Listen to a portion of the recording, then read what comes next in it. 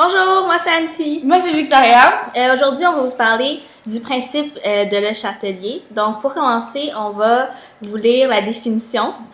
Donc, si on tend à modifier les conditions d'un système en équilibre, il réagit de façon à s'opposer en partie aux changements qu'on lui impose.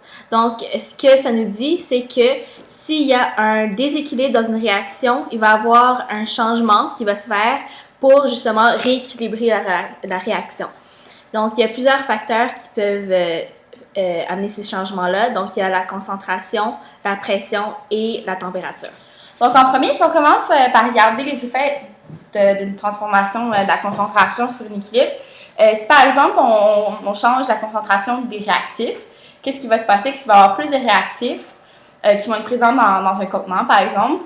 Donc, si on applique le principe de Le Chatelier, qu'est-ce qui va se passer? C'est qu'il va y avoir une formation les produits vont se former plus rapidement que les réactifs vont se créer, comme ça, décomposer. Donc, c'est la réaction directe qui est favorisée. Si on regarde la température, quand on augmente la température, c'est comme si on avait rajouté dans le fond d'énergie dans le contenant. Donc, si on regarde l'énergie qui a été ajoutée du côté des réactifs, donc c'est une réaction endothermique parce que les réactifs absorbent de l'énergie.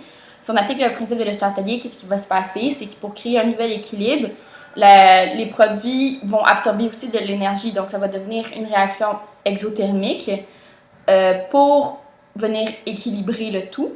Puis, si on change la pression dans le contenant, qu'est-ce qui va se passer? C'est que pour réduire, pour créer le nouvel équilibre, dans le fond, on va chercher à diminuer le nombre de particules dans le contenant parce que la pression, dans le fond, c'est causée par les collisions moléculaires sur les parois du récipient. Donc, qu'est-ce qui va se passer? C'est qu'on va réduire le nombre de molécules dans le contenant. Donc, c'est dépendant de comment... dépendant de c'est quoi l'équation balancée, on va venir diminuer donc le nombre de molécules d'un côté des réactifs ou des produits. Un autre note qui est important à regarder aussi, c'est quand on a une réaction, c'est de la transformation de l'eau, par exemple, d'une phase à l'autre.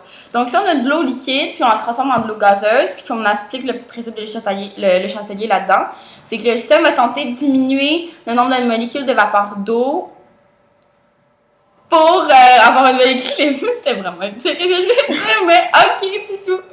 Ok, j'espère que vous avez bien compris. Yay!